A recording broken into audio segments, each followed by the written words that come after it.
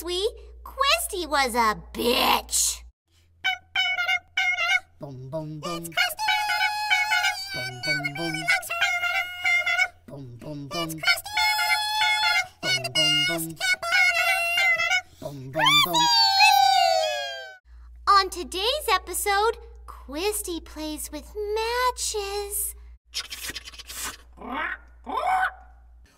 Woman, now that we have been properly mated, you will need to attend to your womanly duties.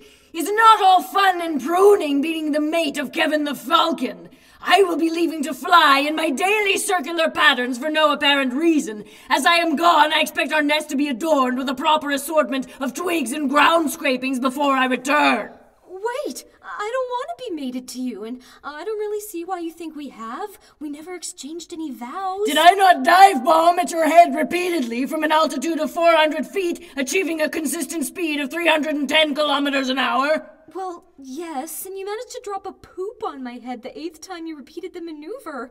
I think it's still dripping down the back of my neck. You mean I was able to accurately drop a shit on your head from an impressive height of 400 feet while traveling at a consistent speed of 310 kilometers an hour, and you question my suitability towards you? But we're not even of the same species. Male falcons are typically 1/3 smaller than their female brethren. You are exceedingly large, and I am an impressive tercel. I believe that once we have conceived our first juvenile cast, your mothering instincts will allow you to see past your own interspeciesism. Well, I think you need to reconsider the size difference between us a little more closely. It is true you have a big butt, but I am willing to overlook such shortcomings as a devoted mate should do. What I'm telling you is there are far too many differences for things to ever work between us. I fail to see how you can misunderstand the importance of the connection that has been made between us. What connection? All you've done is try and hit me in the head and then poop on me. But you do that all of the time. How is it any different? Yes, woman, it is true that I spend many a day circling the skies above, shitting on the heads of the unsuspecting denizens of the best camp on earth. But Kevin the Falcon is an impressive falcon, and it is my irrefutable right to shit on the heads of the inhabitants of the best camp on earth. I shit on their heads every day, multiple times even, because it entertains me, and because I am higher up than they are, and they are so far below me that they look little and small and insignificant, so insignificant that they could not shit on my head even if they wanted to, their little head-shitted shitheads. There is a rigidly defined pecking order that we have firmly established here at the best camp on earth. Those above shit on those below. This is not something that you, as one of those below, should dare to argue with a creature as noble and magnificent as Kevin the Falcon. Rather, you should be thankful that you are being shitted on by feces as pure as those which leaves my cloaca. For a wonderful cloaca it is indeed. Now are we done here yet, woman? I must return to the sky and continue raining shit down upon your heads. I sense a favorable updraft forming. You still haven't explained how things between us are different than for anyone else you've crapped on in the best camp on earth. Because I say it is. No, I won't be mated to you. What do you mean, no? I mean, I won't do it. You misunderstand. I have heard the word before. I have just never taken it seriously, which I still do not do now. Come, let us rub our cloacas together.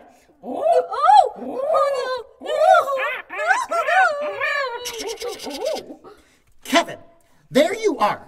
There's no point in trying to fly away. We know it was you. What's going on, Christy? And Gurpreet, even you betray me too? You stupid bitch. Whatever did I do to you, God? Do you know how people would love to bring me lattes in the morning? I have a whole fan club of people talking about how much they'd like to on Twitter. What is this about, Christy? Someone has been leaking stories that I had more to do with Polly Pannenbaker leaving the best camp on earth than I originally said. As everyone knows, it was Polly Pannenbaker and not me who was sending secret love notes to Bobby Babington the night he was operating the best camp on earth Twilight choo-choo train and crashed it into Molly Manchester's Blueberry Field. My daddy had to sell it right then and there, or the best camp on earth would never have been able to make any money off of it again. And it was all Polly Pannenbaker and Bobby Babington's fault. They were the ones sending secret love messages to each other, and it was Bobby who wasn't paying attention to where he was driving the train. It was not me. I had nothing to do with any of it. I never sent a single love message to anyone that night. As I said already 100 times, it was totally Polly Pannenbaker's fault. That stupid slut. She can't keep her legs closed for more than 3 minutes, even when the guy is as dreamy and hunky as Bobby Babington, and he's got such a cute mole right on the underside of his butt. It was not me! I had nothing to do with any of it, and the camp newsletter was even given a copy of my personal diary, and after not going through any of it, they totally told everyone that I was right, and it was not my fault, so there.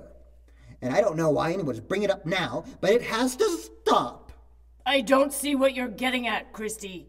Someone has been sending copies of my diary to the camp newsletter again, and this time it's my actual diary, not the fake one we sent them years ago. Now they're saying that they might have been wrong before and that I actually might have had more to do with selling the Twilight Choo Choo Train than I originally said. And even though I did, this was all supposed to be ended years ago, and I'm tired of everyone always putting me down and bringing up these problems from my past. It's just so mean.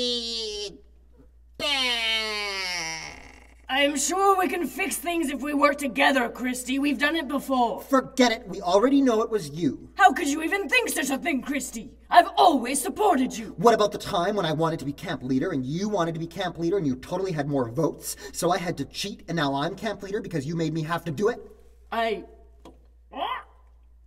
And besides, we already have proof that the evidence was sent by someone using a wind mobile phone. And who else is going to use a phone that travels on the wind other than a falcon? But that's just a brand. Don't deny it. The wind is useless to the rest of us, but to a falcon it makes a world of a difference.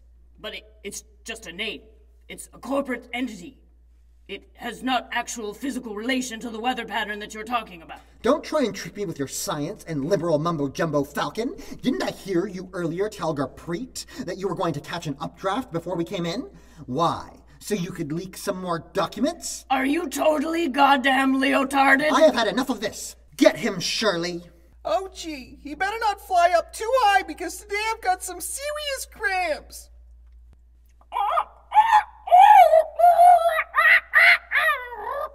We knew you were going to try to fly the coop. Time to show everyone what happens to jailbirds that step out of line at the best camp on Earth.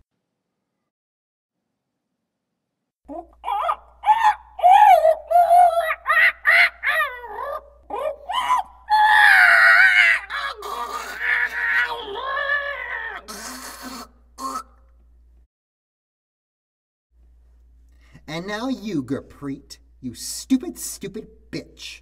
What should we do with you? Oh, no, oh, no, no, no, no, no, no. Oh.